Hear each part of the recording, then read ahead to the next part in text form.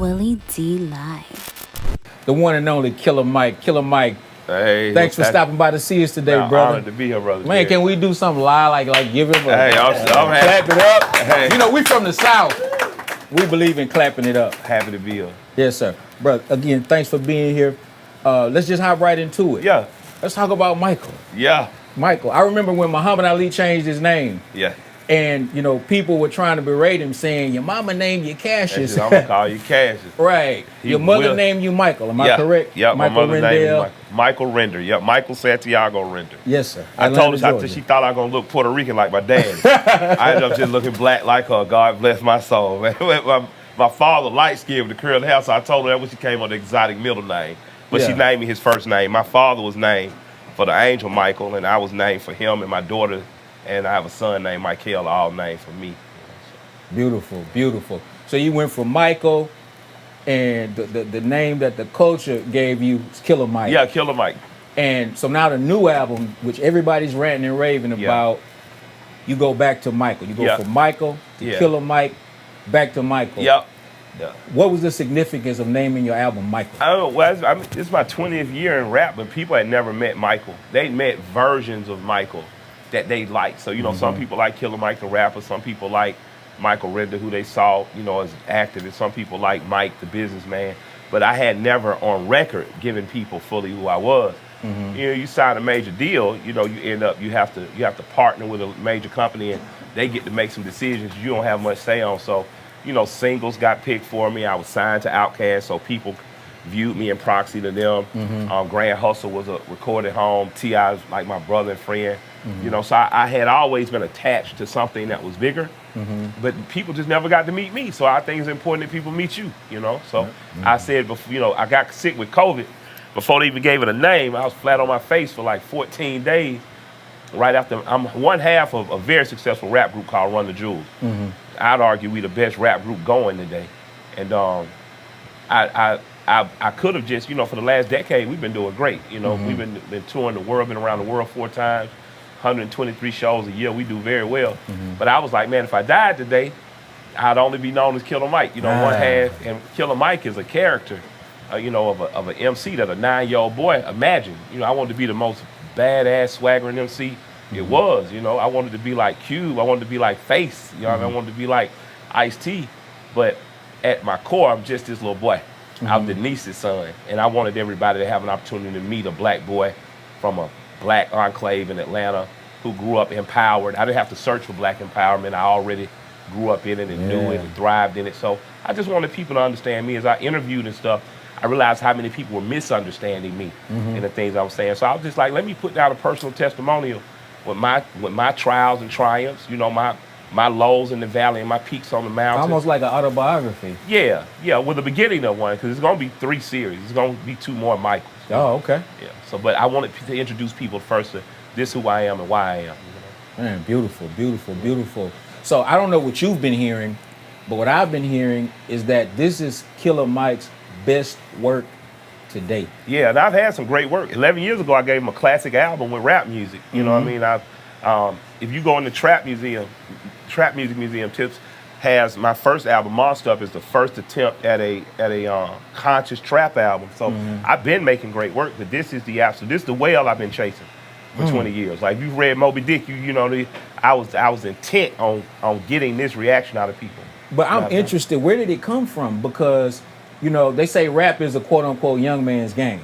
Yeah, that's what they say. That's what they say, right? Yeah. But they say the same thing about basketball. They say the same thing about football. But then you got Tom Brady. He winning championships at the age of 40 or whatever, right? But the point that I'm making is, like, how do you produce your your best work on what some people would consider the back end of your career? Where does that come from? You can't think about what some people think.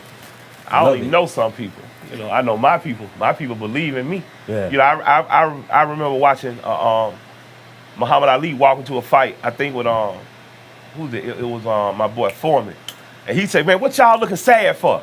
Y'all already looking like I done lost the fight, like I'm dead." Or something. and that's, you know, my people, man. They give it to me. That was somebody on my team that questioned if I could do it, and my age, and we went ahead and fired him. He got on out of there. Yeah, it was time for him to go. Everybody else seemed to be believers after that. You know, God Good bless riddance. him and whatever he doing, but he gone. But you know, I got a young scrappy manager, man. We've been at this thing about, you know, our daughters are 16, so we've been at this thing about 16 years together. You know, Will Bronson from Active Management, and he's just a believer. It's amazing what you can do with somebody when you believe in yourself, but when you got a crew that believe in you, you can't fail them. You're gonna work harder, you're gonna push your yard, try to get an extra inch. You know what I mean? So I just have a lot of people encouraging. So I couldn't let them down, couldn't let myself down, and it's just a moment in time for me, for a growth of the what to expect out of black men as rappers. You know what I mean? I knew that I had something to offer. The same 16-year-old boy that was trapping, that was trapping, and at the same time getting knowledge of self, is the same 25-year-old young man that got offered a record deal, and it's the same 35, 45-year-old person. But I've grown, I've matured, I've learned things. So I just wanted to put it down. I knew it was an audience for it. You know, and I suspected, and the suspicion proved true. Yeah, the suspicion definitely proved true. Man, let's give him a round of applause for Michael for the album. I hate to turn this into a church service or a mosque meeting. That's what the album intended to do. That's exactly what it is. What it is, brother. Next question. We're celebrating 50 years of hip hop. Yeah, we are. Right, but 30 years up from the Public Enemy era. Yeah. 30 years up from the struggle against apartheid in South Africa. Yeah. Hip hop played a role in that. Yeah. Hip hop is too young to have say that we directly played a role in the civil rights movement. Yeah. But then there was the George Floyd movement. My question to you, what do you think about the state of activism in hip hop right now? I'm always happy. With rappers as activists has always been quirky or tricky. But rappers using their platform to aid activists always has been and always will be. You can in terms of the rappers that come out of the places in the South that I know and love, whether it be Atlanta or Memphis or Jacksonville, NOLA, you know, he's talking about Houston stuff, Dallas. People have always said things that were socially conscious. You know, in the midst of bouncing and shaking and gyrating. Right. We'll give you something. So it's always been there to always be there. What I'm happier to see now these days is people who actively know the activists. Now rappers will tell you now, you know, you gotta listen to Tez and Figaro. You gotta check out what Charlemagne is saying on this. You gotta listen to the minister. Like I remember when the minister came down and called Minister Louis Farrakhan, for people who don't know what I'm talking about. He called all those rappers in and there was some unrest going on around the George Floyd thing. He calls the Tree Sound Studios in Atlanta, and everybody showed up. You know, me, Tip, 2 Chainz, but I think Boosie might as well. Lil Duval was comedian with that, but he warned us against inciting violence because he's seen it before, the 60s and 70s.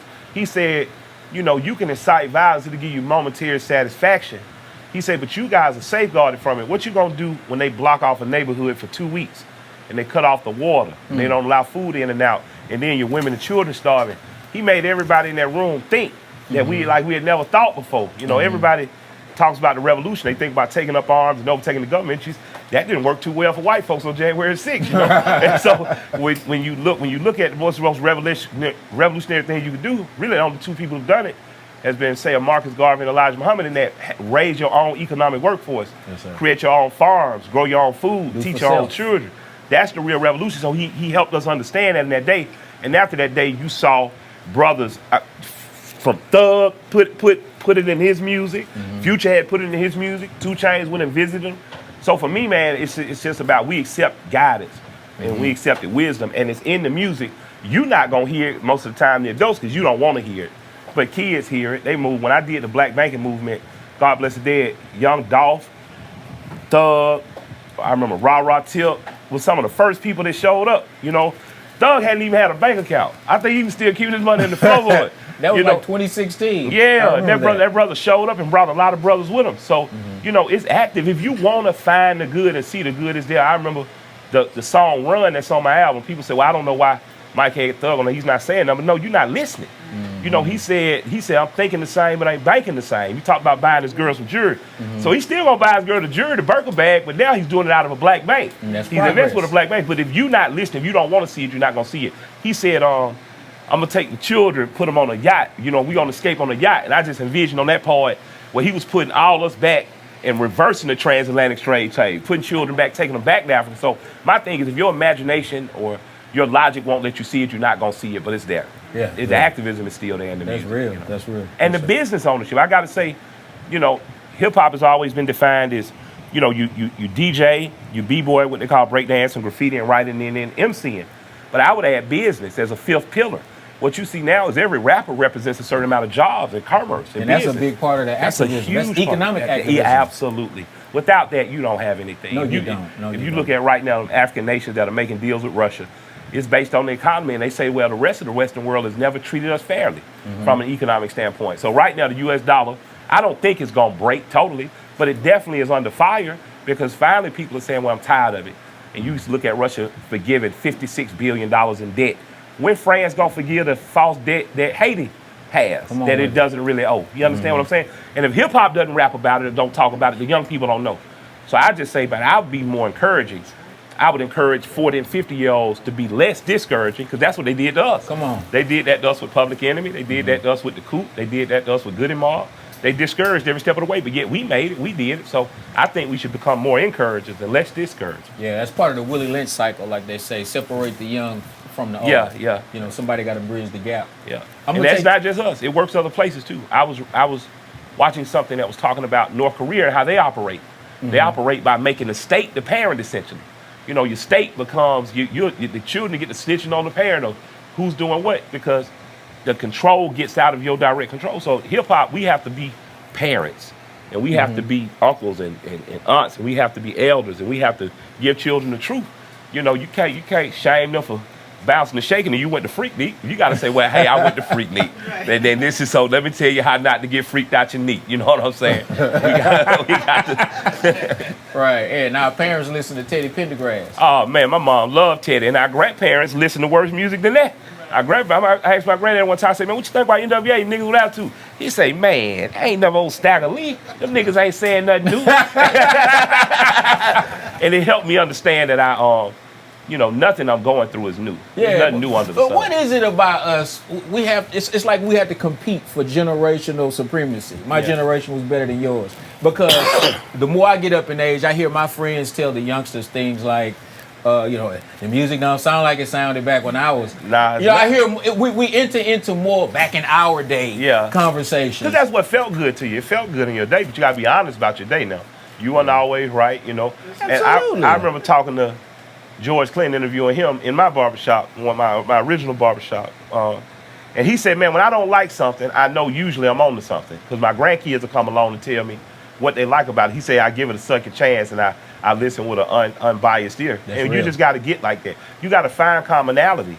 You know what I'm saying? You ain't got to like it. You know what I mean? Like I said in an interview the other day, I say, this album, I'm the best. I don't care if you super lyrical, empirical, lyrical, or you mumble. Blah, blah, blah. Don't matter to me. I did the best this year. But I listen to everything. My kids, when I get with my kid, I have a 16-year-old daughter, I have a 25-year-old daughter, I sit with them like, what you listening to? What you got? Like the Sexyy Red song. My 25-year-old daughter said, she said, Daddy, I'm going to play this. I don't want you to hear, but I'm going to play. I said, let me hear. When I heard it, I said, well, damn. I said, that's almost like the first time I let your grandmama hear throw that dick. And she was like, what? I said, yeah. I said, I was in the car with your grandmama. I said, I was playing Luke and the Two Line Crew, and I said, they had recorded, they sampled an old comedy record that your great grandmama listened to. And I said on there, the lady said, the guy said, I'm gonna slap you with 9 inches of lip. And my mama was smoking the joint and said, shit, I wanna see that. And it was so funny because in that moment, my mama was just a human being. She was only 16 years older than me. So it was like a big brother and big sister, little brother relationship. So we already had a good relationship. But seeing my mama as a human being, it just made me giggle. And now my daughter's doing the same to me, and I gotta listen. And I'm just like, girl, your daddy grew up on Luke and the Two Line Crew. It ain't much you can let me hear to shock me.